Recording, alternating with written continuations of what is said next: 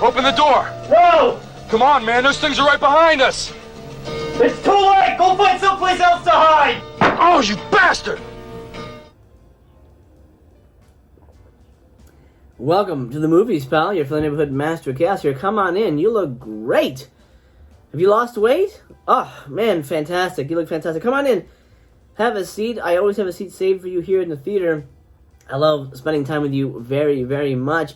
Have you eaten? Because I've got some stuff to serve up, namely naked flesh.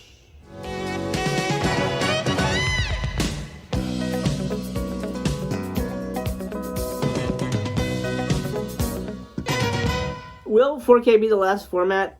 Possibly. I mean, we all thought Blu-ray would be the end all be all, and for a lot of us, it is. That's as good as it gets. 4K is really good for specific movies.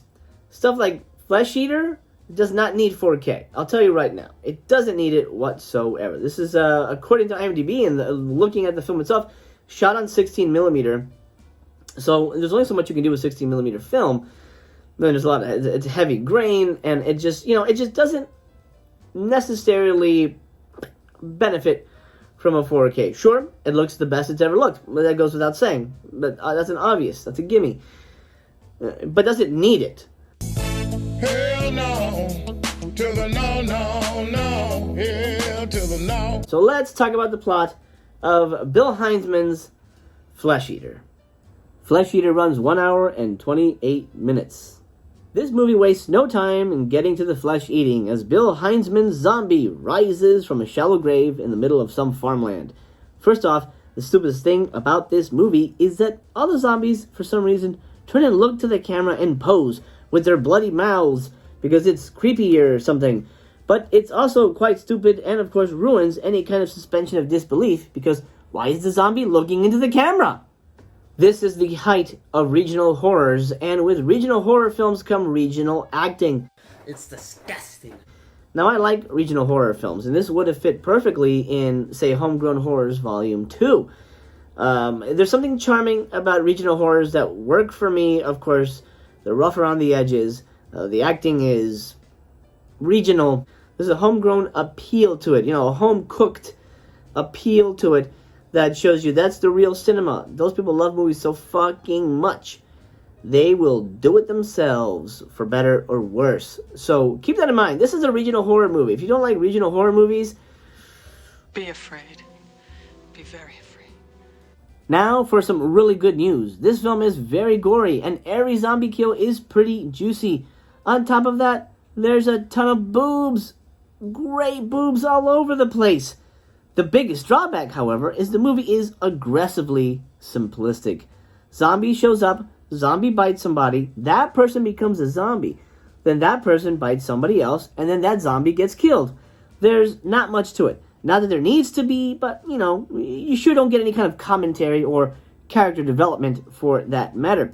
At the end of the day, it's essentially a mediocre, weaker remake of Night of the Living Dead with a zombie that likes to pose to the camera. Despite this being a blatant ripoff of Night of the Living Dead, this movie cycles through characters faster than BC cycles through toilet paper. No sooner do we meet new characters than they get the Bill Heinzman zombie or some other zombie showing up to eat their flesh. This keeps the movie chugging along, unpredictable, which is stuff that we love. We love that in a movie. If a movie can surprise us in a good way, then it's, in my opinion, it's a success. But there's really nobody to root for, and character development goes out the window because who fucking cares? Bill Heinzman's old, and he just wants to munch on naked ladies. I mean, let's be real here, that's why this movie was made. When it comes to technical things, this is a 60mm film, so does it look super amazing on 4K? No, it doesn't. To my eyes, it looks about as good as a Blu-ray. Do you absolutely need this in 4K? You abso-freaking-lutely do not. To top it off, this is a production issue and not necessarily anything with the restoration, but there is a weird hiss on the soundtrack, and during different scenes, you'll either hear a high-pitched whine or an audible hiss, which I'm sure was some kind of mistake during the audio recording, but it is present there and was, I guess, not able to be removed in any way. and it does make for an unpleasant listening experience, and honestly, it kind of gave me a headache. I will say this about Bill, he was a very nice man. I met him at a convention years and years ago. Very nice dude. I have his autograph somewhere on my walls here. Very, very nice dude. And he actually showed up to the convention dressed as the zombie. He had the suit. He painted his face gray, kind of like how you see it in the movie. And he was there. I think he was probably promoting Flesh Eater. It might have been on his table. But God to sign a Night of the Living Dead still for me. Very nice man. He's since passed, so rest in peace, Bill. But it is a regional movie, so it suffers from that. It suffers from not so great acting, cheap effects, but he goes for broke whenever possible. And the sprinkling of nudity throughout is chef's kiss. It's not the most amazing thing in the world, but it'll do, pig. 3 stars for Flesh Eater. It's okay. I think you'll dig it. I think if you get it, you'll be happy with it. You probably might take it out for Halloween. As a matter of fact, I know my buddy Tony of the Dead, he watches it for Halloween. It's one of his Halloween movies, apparently. And I think it's okay. I think it's a lot of fun. I mean, obviously you could do worse and you could do better, but for what this is, I think it's a very unique little film. It's a nice piece of cinema history. Bill's attached, and it has connections to Night of the Living Dead and zombie genre lore in general. So yeah, I think if you get it, you'll be happy. I don't think you'll be disappointed in the film at all. I didn't talk about the special features. Maybe I should run through that real quick. There is nothing here with Bill, unfortunately. I believe there was, I forget who put it out, Shriek Show or something, put out a DVD of it with some other features. Here you do get an audio commentary with the cinematographer, the composer, and the producer. You get and then interviews with all those people as well.